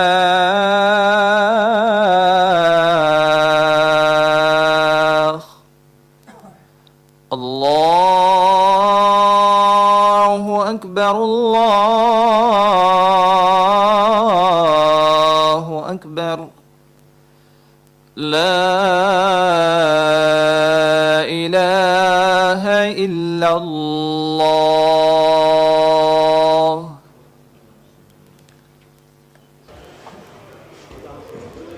जी कंप्लीट करें सवाल प्लीज। जी स्पीकर साहब, ये जो मुझे अंदाज़ा है वो एक तसलसल से डिक्लाइन हो रहा है, सिर्फ ये साल नहीं, लेकिन लार्ज स्केल इंडस्ट्री LSM जो है, it's one of the 3 indicators of economic growth, लेकिन ये तीसरा साल है कि इसका डिक्लाइन है। अगर आप जवाब देखें तो इसका सेक्शन B है, सिर्फ उसमें मैंने पूछा है कि वजारत क्या कर रही है कि इस डिक्लाइन को अरेस्ट करें, तो जवाब में सिर्फ ये लिखा हुआ है कि हम ट्रेंड्स मॉनिटर कर रहे हैं। क्या वजारत का अब ये रोल है कि सिर्फ ट्रेंड्स मॉनिटर करें? इसके बारे में कर क्या रहे हैं कि इस डिक्लाइन को कैसे अरेस्ट किया जाए? और फिर दूसरा सवाल ये है कि इसमें इंडिजनाइजेशन, हमारा मेजर इशू ये है कि हम जो पार्ट्स हैं इंडस्ट्री टुवर्ड्स इंडस्ट्री जो इट्स ऑल इम्पोर्ट लेड, तो what is the government doing for indigenisation of the raw materials and other machines and so on?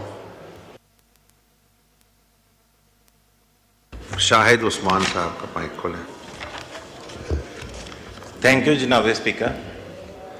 जनाब स्पीकर, मिनिस्ट्री ऑफ इंडस्ट्रीज़ ने जो डाटा प्रोवाइड किया है government ने, उसमें ये है कि कुछ सेक्टर्स जो है ना, अगर कंपैरिजन देखा जाए दिसंबर 2023 टू 24 से, सेम पीरियड में उसमें देखा जाए दिसंबर 2024 टू 25, उस पीरियड के दरमियान कुछ सेक्टर्स में डिक्लाइन आया है, जिसमें ये फर्टिलाइज़र के सेक्टर्स हैं, एक शुगर सेक्टर में caustic soda, NPK fertiliser, sodium phosphate fertiliser, ammonium nitrate fertiliser, cement and sheet float glass, और पेंटिंग में, स्टील रोलिंग में और सोडा ऐश सेक्टर में।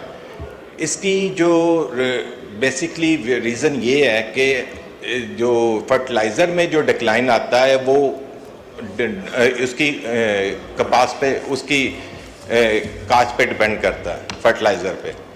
इसका जो कंस्ट्रक्शन कंपनी में जो डिक्लाइन जो शो हुआ सीमेंट में और स्टील रोलिंग में, उसमें ये है कि जो लास्ट ईयर फिस्कल पॉलिसी बनी थी उसमें पॉलिसी रेट जो था वो ज़्यादा था, जिसका ओवरऑल इम्पैक्ट जो है वो कंस्ट्रक्शन के सेक्टर पे गया है। अभी गवर्नमेंट ने रिवाइज़ किया, वो 10% उसको डिक्रीज़ किया है, जिसकी वजह से अब ये नेक्स्ट हाफ में आप देखेंगे इंशाल्लाह ये ज़्यादा बूम करेगा। इसके अलावा जो मेजर सेक्टर है लार्ज स्केल इंजीनियरिंग के मैन्युफैक्चरिंग में, उसमें ऑटोमोटिव इंडस्ट्री में उसमें बहुत सब्सटेंशियल एक इंक्रीज़ है और उसमें हेल्दी ग्रोथ हो रही है ऑटोमोबाइल्स में, मोटरसाइकिल्स में। उसके अलावा ये जो SUVs में है, LCV ट्रक्स में है, और इसमें बड़ी स्ट्रॉन्ग परफॉर्मेंस जो है वो दे रही है। इसमें ये बता रहे हैं कि पूछा था अभी ऑनरेबल मेंबर ने कि गवर्नमेंट क्या मॉनिटर कर रही है। मैं उसके हवाले से एक एग्जांपल देना चाहता हूं। जैसे मैंने अभी पहले भी बताया कि गवर्नमेंट ने जब ये मॉनिटरिंग की कि कंस्ट्रक्शन सेक्टर में डिक्लाइन आ रहा है, तो उन्होंने फ़ौरन से पॉलिसी को उसको रेट को कम किया ताकि इसमें बूम आ सके।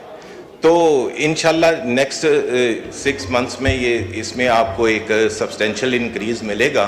तो ये मॉनिटरिंग उस हिसाब से चेक की जाती है। थैंक यू जी, शुक्रिया। अरशद अब्दुल्ला वाडा साहब, to ask one question. Thank you mister speaker. ये यहाँ जो ऑनरेबल मिनिस्ट्री की तरफ से जवाब आया है उसमें 2 मेजर सेगमेंट हैं, एक शुगर का है और एक फर्टिलाइज़र का है। अच्छा, दोनों ही हमारी इकोनॉमी के लिए जो है वो बैकबोन है। एक तरफ ये डिक्लाइन की बात कर रहे हैं, बता रहे हैं कि यहाँ पे जो है हमारी ये इंडस्ट्री डिक्लाइन पे जा रही है। ऑन दी अदर हैंड अगर आप जब देखें तो जब भी हमारा जो है वो एग्रो सीज़न होता है उस वक्त ये तमाम फर्टिलाइज़र जो है इसकी शॉर्टफॉल होती है, ये या तो इंपोर्ट हो रहे होते हैं या इसकी प्राइसेस जो है वो ऑलमोस्ट 40 to 50% बढ़ जाती हैं। दूसरी तरफ शुगर की मिसाल भी आपके सामने है।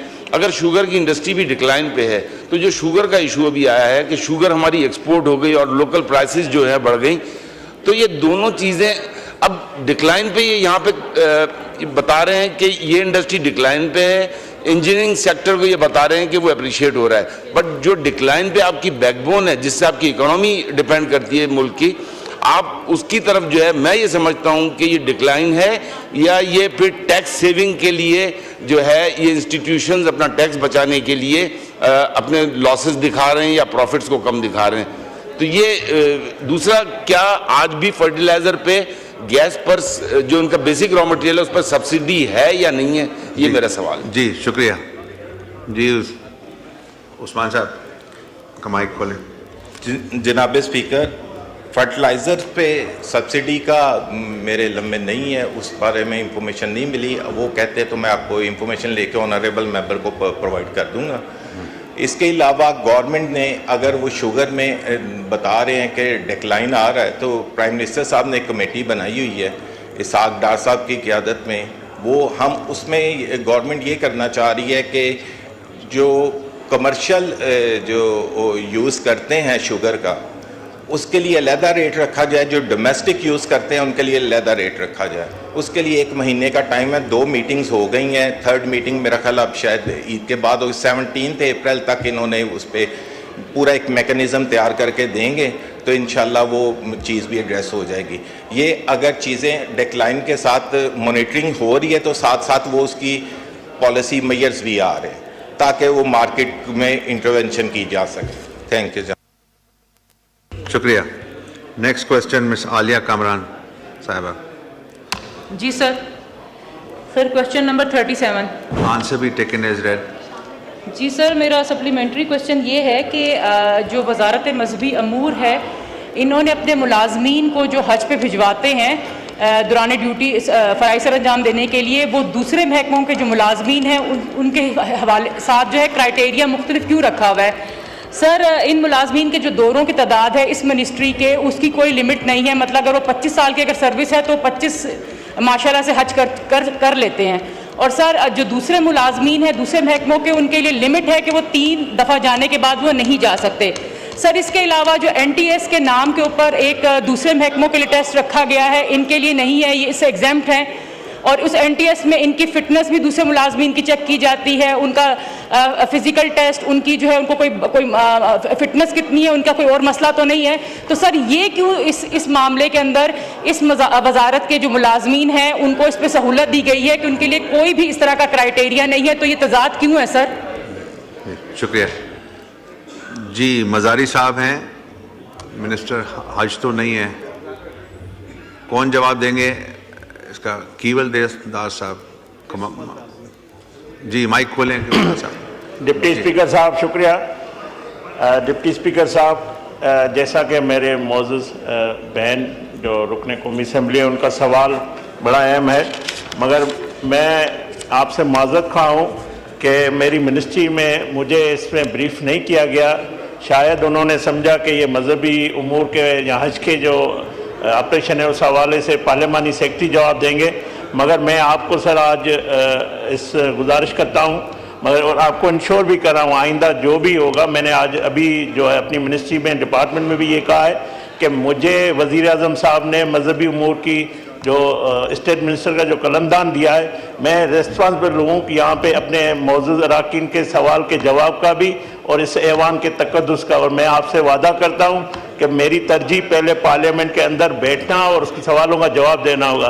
तो जब तक ये मैं इसकी ब्रीफिंग लूँ तो मैं उम्मीद करता हूँ इस सवाल को डेफर किया जाए और मैं दोबारा आपसे माजरत खाऊँ, क्योंकि ये ना समझा जाए कि ये हिंदू है कि मजहबी उमूर की जो है सवाल का जवाब नहीं दे सकता है। तो मैं ये इंश्योर कराता हूँ, ये मेरी ड्यूटी है, मतलब मेरा हिंदू भले हो, मगर मैं हज ऑपरेशन में जो इंतजामात है मैं पाकिस्तानी अवाम से भी वादा करता हूँ कि उनके जो सहूलियात हो या उनके जो मसाइल है उस पर मैं अपनी ड्यूटी सर अंजाम दूंगा, जो मेरी ड्यूटी है। तो मैं आइंदा आपको बिल्कुल इसका जवाब भी दूंगा और इसको डेफर किया जाए। स्टेट मिनिस्टर साहब, बात यह है कि आप अभी जिम्मेवार हैं, आप अपने मिनिस्ट्री को सेक्रेटरी साहब को लिखें और हमें मंडे तक जवाब दें कि ये क्यों नहीं ब्रीफिंग आई, वरना सेक्रेटरी के खिलाफ, मिनिस्ट्री के खिलाफ एक्शन लिया जाएगा। जी डिप्टी स्पीकर साहब, जैसा कि हमारे फेडरल मिनिस्टर सरदार यूसुफ साहब उम्रे की शहादत के लिए वो गए हुए हैं, वो यहाँ पे आज मौजूद नहीं है। आप तो मौजूद हैं, आपको ब्रीफिंग क्यों नहीं दी गई? जी मैंने बात की है अपने सेक्रेटरी साहब से कि ये मेरी जिम्मेवारी है, ये ना समझा जाए कि मैं आप सेक्रेटरी साहब को मैसेज दें, पाकिस्तानी हूँ तो सुन लें एक मिनट, आप सेक्रेटरी साहब को बताइए, यहाँ से असेंबली से भी इंस्ट्रक्शन जाएंगी कि मंडे तक वो जवाब दें कि ये जवाब क्यों नहीं आया, उन्होंने आपको ब्रीफ क्यों नहीं किया, पार्लियामेंट को सीरियस क्यों नहीं लिया। जी सर, मैं अपनी जिम्मेवारी महसूस करता हूँ और इंशाल्लाह आपको, मेरी बहन को और जो बाकी सवाल आते हैं इस वजारत के मुताल्लिक़ में एक एक सवाल का जवाब। शुक्रिया। Question hour is over. जी, leave application. Ms. Amber Majid has requested for the grant of leave. Is leave granted? Granted. Mr. Muhammad Abdul Ghaffar Wattu has requested for the grant of leave. Is leave granted? Granted. Says Javed Ali Shah has requested for the grant of leave. Is leave granted? Granted. Sanjay Parwani has requested for the grant of leave. Is leave granted? Granted. Rana Muhammad Hayat Khan requested for the grant of leave. Is leave granted? Granted. Nazir Ahmad Bugio has requested for the grant of leave. Is leave granted? Granted. Mir Ghulam Ali Talpur has requested for the grant of leave. Is leave granted? Granted. Makhdoom Sayyid Samiul Hassan Gilani has requested for the grant of leave. Is leave granted? Granted. Malik Sohail Khan has requested for the grant of leave. Is leave granted? Granted. Mr. Asad Kaisar has requested for the grant of leave. Is leave granted? Granted. Shazia Mari has requested for the grant of leave. Is leave granted? Granted. Mr. Khurshid Ahmad Junejo has requested for the grant of leave. Is leave granted? Granted. Mr. Abdul Aleem Khan has requested for the grant of leave. Is leave granted? Granted. Jam Abdul Kareem Bijar has requested for the grant of leave. Is leave granted? Granted. Mr. Fatehullah Khan has requested for the grant of leave. Is leave granted? Granted. Mr. Shabir Ali Bijrani has requested for the grant of leave. Is leave granted? Granted. Mr. Muhammad Shahryar Khan Maher has requested for the grant of leave. Is leave granted? Granted. Mr. Ramesh Lal has requested for the grant of leave. Is leave granted? Granted. Mr. Umar Farooq has requested for the grant of leave. Is leave granted? Granted. Mr. Muhammad Ilyas Chaudhary has requested for the grant of leave. Is leave granted? Granted. Khwaja Shiraz Mahmood has requested for the grant of leave. Leave granted? Granted. Nawab Dada Mir Jamal Khan Resani has requested for the grant of leave. Is leave granted? Granted. Mr. Mujahid Ali has requested for the grant of leave. Is leave granted? Granted. Mr. Muhammad Iqbal has requested for the grant of leave. Is leave granted? Granted. Mr. Gohar Ali Khan requested for the grant of leave. Is leave granted? Granted. Raja Osama Sarwar has requested for the grant of leave. Is leave granted? Granted. Mr. Nelson Azim has requested for the grant of leave. Is leave granted? Granted. Calling attention notice. Item number 3, Sharmila Farooq. जी नमाज का time हो रहा है, please Thank you, Deputy Speaker Saab. Sir, I invite attention of the Minister for Finance and Revenue to a matter of urgent public importance regarding excessive tax burden on the salaried class, which is creating severe financial hardship, causing grave concern amongst the public. जी बिलाल कियानी साहब. जी शुक्रिया deputy speaker साहब. ये जी बड़ा naturally जी बड़ा एक regular talking point भी है और एक जेन्युइन कंसर्न है. और आपने देखा है कि प्राइम मिनिस्टर साहब ने भी खुद इस बात का एहसास का इजहार वो अक्सर करते हैं कि यकीनन सैलरीड क्लास पे एक बर्डन है जो कि हम चाहते हैं कि उसको जब मुमकिन हो उसमें बेहतरी भी ला सकें और उसको टैक्स नेट को ब्रॉडन भी कर सकें. आप जानते हैं कि आज अभी हम एक फिस्कल स्टेबिलिटी के एक सफ़र पर हैं, हम मैक्रो इकोनॉमिक स्टेबिलिटी के सफ़र पर हैं, हम एक IMF प्रोग्राम में हैं. तो इंशाल्लाह जी इसमें हम we appreciate the duty that the salaried class performs, the taxes that they pay. Tax net को ब्रॉडन करेंगे तो ये बोझ सब में बिटेगा जो कि सबकी जिम्मेदारी भी है. उसके हवाले से मैं सिर्फ इतना ज़रूर कहना चाहूँगा जी कि इस साल FBR की टैक्स कलेक्शन में इस माली साल में फरवरी तक 26% इजाफा हो चुका है. 7,345 billion rupees have been collected compared to 5,891 billion rupees in the same period last year. और प्राइमरी सरप्लस जो कि हुकूमत के आमदन और अखराजात में अगर आप इंटरेस्ट एक्सपेंस को निकाल दें जो गैप होता है उस वो भी तकरीबन नियरली डबल हुआ है. 3,518 अरब रुपए हो गया है. पिछले साल 1938 ठीक है, शुक्रिया. आगे ठीक है. थैंक यू शर्मिला फारूकी साहिबा to ask one question. Speaker साहब, वादा था जिनका वो वफा ना कर सके इकबाल, हम खाक नशीनों को ही इल्ज़ाम दिया जाता है. लंबी चौड़ी तकरीर कर दी सर, लेकिन जो तनख्वाहदार तबका है सर उसको रिलीफ देने के हवाले से हर साल वादा किया जाता है. हर साल ये कहा जाता है कि टैक्स नेट को बढ़ाया जाएगा. हर साल ये कहा जाता है कि हम तनख्वाहदार तबके पे टैक्स कम करेंगे, लेकिन वो वादा वफा नहीं होता सर. 2023-24 के अंदर तनख्वाहदार तबके ने 368 बिलियन कंट्रीब्यूशन किया है सर. और सर पिछले साल जुलाई से लेकर दिसंबर तक ऑलरेडी 256 बिलियन. सर मेरा सवाल ये है कि क्या इस मुल्क में एक मुनज़्ज़म तरीके से तनख्वाहदार तबके का कत्ल किया जा रहा है और इसके ऊपर कोई सुनवाई नहीं है सर. उसके ऊपर ये डायरेक्ट टैक्सेस के अंदर जो हम टैक्सेस दे रहे हैं सर, फिर उसके अलावा जो इनडायरेक्ट टैक्सेस है 15 से 20% सब्सिडी है हर चीज़ के ऊपर. पेट्रोल पे टैक्स हम दे रहे हैं, बिजली पे टैक्स सर हम दे रहे हैं. इंफ्रास्ट्रक्चर का कोई हाल नहीं है, स्कूल हमारे बच्चों को मुयसर नहीं है, सेहत की सहूलियात नहीं है. लोग कह रहे हैं सर कि हम तनख्वाहदार जो टैक्स कट किया आता है सो सर. ओके बिलाल क्या नहीं चाह. शुक्रिया डिप्टी स्पीकर साहब. I realise time is short, I will be very brief. देखिए जी, सबसे पहले तो हमें चादर देखकर पाँव फैलाने हैं जी. ये मजबूरियां इसी वजह से हैं, मगर बिल्कुल हमें इस बात का एहसास है कि salary class more than it's fair share अदा कर रही है. और प्राइम मिनिस्टर साहब ने बार बार कमिटमेंट दिया कि जब भी सर्कमस्टांसेस विल अलाउ उसमें हम बेहतरी लाएंगे. मैं एक मुख्तसर फैक्ट जरूर रखना चाहूँगा कि 4.2 मिलियन सैलरीड जो आपके टैक्स पेयर्स हैं उसमें से 3.2 मिलियन अक्सरियत वास्ट मेजॉरिटी वो हैं जिनकी तनख्वाह साल की 1 लाख तक है. ये जो लोग जिनकी साल की तनख्वाह 12 लाख तक है, माहाना तनख्वाह 1 लाख की है. तो मेजॉरिटी वो लोग हैं जिन लोगों की तनख्वाह साल की 6 लाख है, मतलब कि माहाना 50,000 तक है, उनके ऊपर कोई टैक्स नहीं है। और जिनकी तनख्वाह सालाना 12 लाख है और साल और महीने की 1 लाख है, उनके ऊपर 2,500 रुपये का टैक्स लगता है। तो ये अक्सरियत है जो हमारे टैक्स पेयर्स की है। इसके बावजूद हम समझते हैं कि सैलरी टैक्स पेयर्स पे बोझ कम करना है और इसके इंशाल्लाह we will the government is committed to ensuring कि बेहतर करें। टैक्स नेट ब्रॉडनिंग के ऊपर जो क्योंकि मैडम ने रेज किया जी, मैं इतना ज़रूर शेयर करना चाहूँगा कि रिटेलर्स से इस साल में पिछले साल के कंपैरिजन में इस माली साल में फरवरी तक रिटेलर्स जो फाइलर्स हैं वो ट्रिपल हो गए हैं, 2 लाख से 6 लाख हो गए हैं और उनसे जो टैक्स कलेक्शन है वो 190 अरब से बढ़कर 425 अरब रुपए हो गई। ओके, शुक्रिया। आसिया नाज तनोली साहब, I ask one question, please be brief. शुक्रिया डिप्टी स्पीकर साहब। सर बहुत ही अच्छा जवाब दे रहे हैं, लेकिन सर जो सैलरी फ्लॉस हैं उन बेचारों का क्या कसूर है?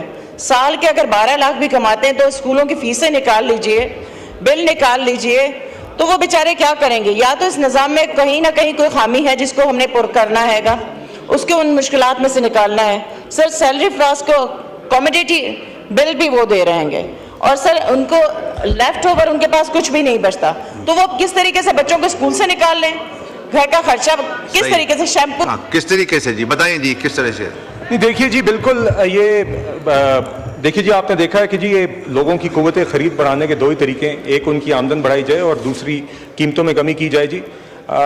सैलरी टैक्स या टैक्सेस के हवाले से तो काफ़ी तवील बात हो गई है। महंगाई को कंट्रोल करने में आपने देखा है जी कि हुकूमत ने भी तारीखी 1.5% तक महंगाई की शरह को कम कर दिया है जी। तो हमारी पूरी कोशिश जारी है कि महंगाई को भी कंट्रोल करें, जितनी खास तौर पे एसेंशियल आइटम्स की कीमतों को कम कर सकते हैं, कंट्रोल कर सकते हैं वो करें, आमदन में भी इजाफा हो और टैक्सेस के अंदर भी जो बेहतरी आ सकती है वो लेकर आएँ। उसके हवाले से मैं तफसीलात पेश कर चुका हूँ। इंशाल्लाह आपने देखा है पिछले 1 साल में काफ़ी बेहतरी आई है और आइंदा साल में आपको मजीद लोगों की कुव्वत ख़रीद में, उनकी डिस्पोजेबल इनकम में और उनकी चीज़ें खरीदने की सलाहियत में बेहतरी नजर आएगी जी। शुक्रिया जी। Item number 14 miss Aliya Kamran.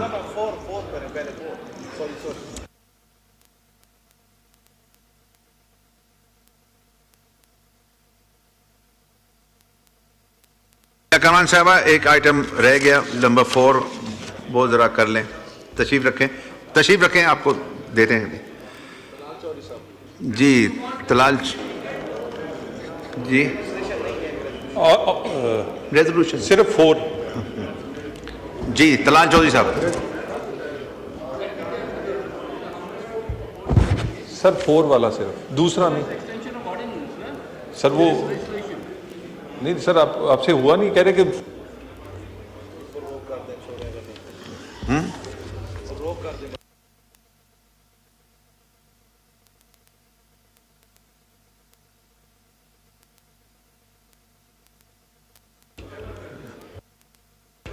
अच्छा चलें, इसको डेफर करते हैं। आलिया कामरान साहब। जी सर। जी पढ़ें प्लीज़। Ji sir. वज़ीर बराए ख़जाना व महासिल की तवज्जो अवाम में गहरी तशवीश का बायस बनने वाले फौरी अवामी अहमियत के मामले की जानिब दिलाना चाहती हूँ, जो कौमी बजट स्कीमों को इस्लामी शरीयत के मुताबिक शुरू ना किए जाने से मुतल्लिक है। जी बिलाल कियानी साहब। जी शुक्रिया डिप्टी स्पीकर साहब। ये जी देखिए, ये CDNS की स्कीम्स हैं जी, और इसमें CDNS ने इस्लामिक विंडो ऑपरेशंस जुलाई 2023 में शुरू किए थे और इसमें जी तकरीबन 4 प्रोडक्ट्स हैं जी जिनका मुख्तलिफ टेन्योर होता है। कोई रनिंग अकाउंट है, किसी की 1 साल, 3 साल, 5 साल की मुद्दत है। इसमें डिफरेंट प्रॉफिट फ्रीक्वेंसीज हैं, डिफरेंट इंटरेस्ट रेट्स हैं और ये इजारा या गवर्नमेंट के जो इस्लामिक सुकूक्स हैं उसके तर्ज पर ये होते हैं जी।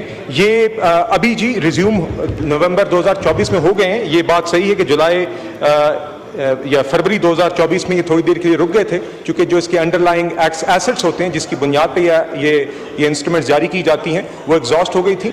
वो उसके बाद जब मजीद अंडरलाइंग एसेट्स इसमें ऐड कर दी गई हैं तो ये इसकी ऑपरेशंस रिज्यूम हो गए हैं जी। नवंबर 2024 से ये जारी हैं। अभी तक इसमें 64 अरब रुपए की इन्वेस्टमेंट हो चुकी है और ये प्रोडक्ट्स आज भी अवेलेबल हैं, ब्रांचेस में भी अवेलेबल हैं, डिजिटली भी अवेलेबल हैं। शुक्रिया। आलिया कामरान साहब टू आस्क वन क्वेश्चन। जी सर, इन्होंने सही फरमाया। ये जैसे से बता रहे हैं कि इन्होंने अगस्त के महीने में स्टार्ट किया भाई, अब जो डेट बताई है, क्योंकि मुझे सर यहाँ पे 30 अगस्त को जो जवाब दिया गया था उसमें ये बताया गया था कि 74 बिलियन का जो सर इनके पास रकम जमा हुई थी उसको अभी तक इन्वेस्ट नहीं कर पा रहे। उनको आपने कहा कि स्टार्ट कर लिया हमने इन्वेस्ट करना, और जी स्टार्ट कर लिया सर। अच्छी बात है, क्योंकि एक कट लाइन डेट हमारे पास है इंशाल्लाह ताला मुल्क से दस्तूरी तरमीम के नतीजे में, और ये जो हमें शरीयत कोर्ट का फैसला उसके मुताबिक सूद को ख़त्म करना है। सर मेरा सवाल ये है कि जो गवर्नमेंट जो प्राइवेट सेक्टर्स हैं वो इस तरह की जो कौमी बचत की स्कीमें हैं उसमें बहुत कामयाबी से काम कर रहे हैं और कामयाब हो रहे हैं और बड़ा मुनाफा दे रहे हैं, तो हमारी जो सरकारी सेक्टर्स हैं वो क्यों नहीं इस तरह से मुनाफा बख्श इस मामले के अंदर जो है वो जल्द अज जल्द अपने आप को कर रहे हैं। जी बिलाल कियानी साहब, जुम्मे का टाइम हो रहा है, प्लीज। जी वेरी क्विकली जी, डेट्स का पहले ऑनरेबल मेंबर ने सवाल किया था, तो बिल्कुल जी फरवरी 2024 में ये सस्पेंड हुई थी टेम्परेरली, नवंबर 2024 से ये फिर से रिज्यूम कर दी गई हैं। जितने भी मेंबर्स ने फरवरी से पहले इसमें इन्वेस्ट किया गया था उनकी इन्वेस्टमेंट में किसी किस्म की खलल नहीं आई थी, उनको जो रिटर्न मिलने थे वो मिलते गए थे, उनको किसी किस्म की परेशानी फेस नहीं करनी पड़ी थी। जो नए कस्टमर्स थे उनके लिए नवंबर से ये काम रिज्यूम किया गया, ये बिल्कुल इसके नॉर्मल ऑपरेशंस हो रहे हैं जी। जहाँ तक मैडम ने बात की कि आवाम के लिए अदरवाइज जो प्रोडक्ट्स अवेलेबल हैं नेशनल सेविंग्स में इन इस्लामिक प्रोडक्ट्स के अलावा दीगर और प्रोडक्ट्स भी अवेलेबल हैं जी, और गवर्नमेंट इसको बेहतर करने के लिए आवाम के लिए काम जारी रखती है जी। शुक्रिया। In exercise of the powers conferred by Clause 1 of the Article 54 of the Constitution of Islamic Republic of Pakistan, I hereby prorogue the National Assembly session summoned on Tuesday, the 11th March 2025 on the conclusion of its business. Signed, Asif Ali Zardari, President.